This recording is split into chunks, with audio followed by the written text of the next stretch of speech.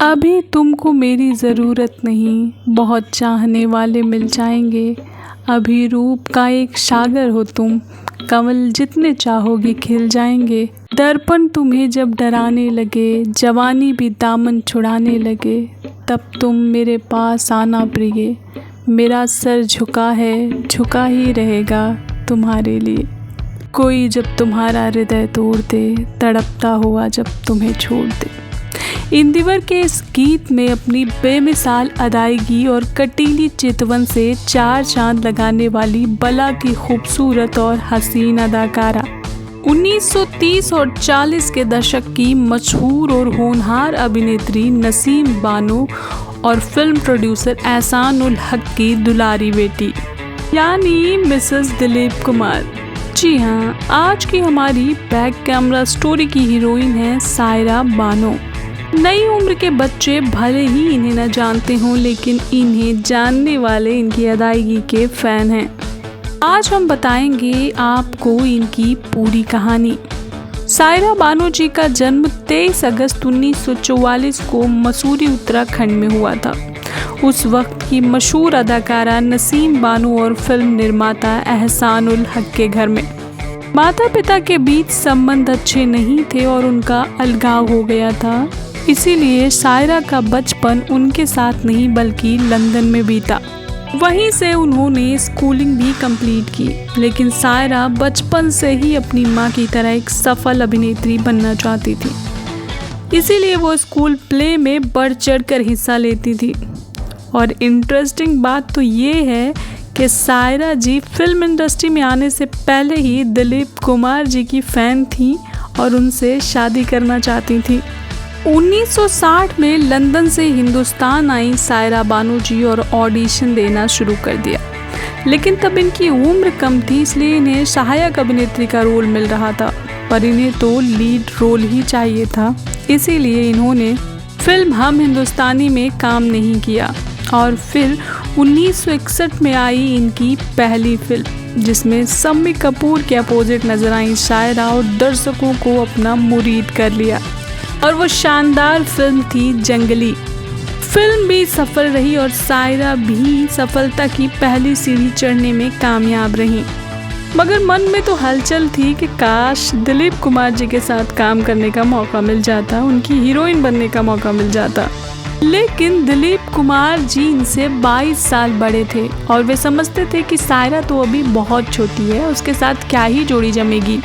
एक वाकया यूं भी मशहूर है कि 1960 के दशक में ही सायरा जी का दिल राजेंद्र कुमार यानी जुबली कुमार पर आ गया था, जबकि वे शादीशुदा भी थे और 3 बच्चों के पिता भी।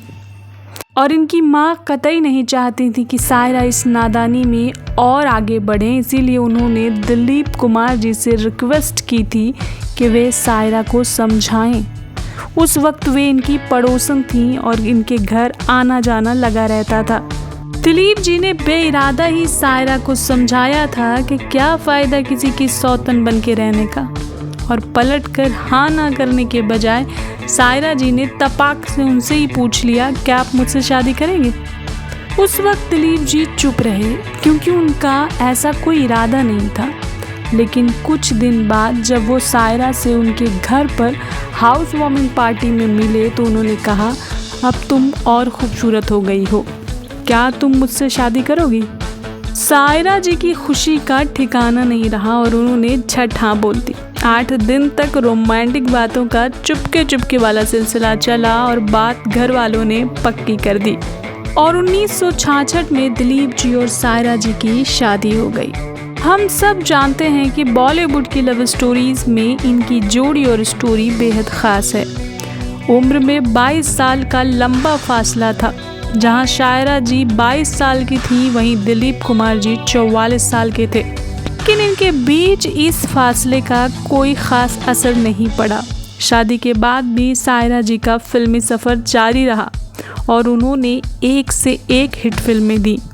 पड़ोसन तो आपको याद ही होगा, इनकी कुछ खास फिल्में जो शादी के बाद आई उनमें अमन, झुक गया आसमान, पड़ोसन, पूरब और पश्चिम, गोपी, बलिदान, सगीना, जमीर, पैसे की गुड़िया, हेरा फेरी, देशद्रोही, चैताली, आखिरी दांव, फैसला, दुनिया आदि शामिल हैं।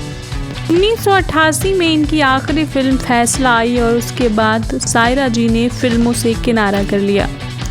हालांकि अब तक उन्होंने वो सब कुछ हासिल कर लिया था जिसके लिए अदाकार लालायित रहते हैं। उन्होंने बिना किसी मलाल के सुकून से फिल्म इंडस्ट्री से किनारा किया था। इन्हें अपनी पहली ही फिल्म जंगली के लिए बेस्ट एक्ट्रेस का फिल्म फेयर अवार्ड भी मिला और उसके अलावा भी 3 और फिल्मों के लिए इन्हें फिल्म फेयर अवार्ड से नवाजा गया।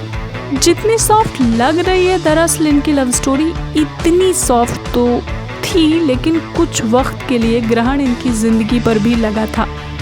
जब दिलीप साहब ने इन्हें तलाक देकर एक पाकिस्तानी महिला आसमा से शादी कर ली थी, जो कि 3 बच्चों की तलाकशुदा मां थी। बेशक ही वो वक्त सायरा जी के लिए बहुत पीड़ादायक रहा होगा, लेकिन कुछ वक्त के बाद ही दिलीप जी को अपनी गलती का एहसास हो गया और उन्होंने आसमा से अलग होकर दोबारा से सायरा जी का हाथ थाम लिया और फिर आखिरी सांस तक थामे रखा। इस वाक़ये का जिक्र दिलीप कुमार जी ने अपनी बायोग्राफी में भी किया है। हालांकि दिलीप जी और सायरा जी की कोई संतान नहीं है, पर वो एक दूसरे का खूब ख्याल रखते थे।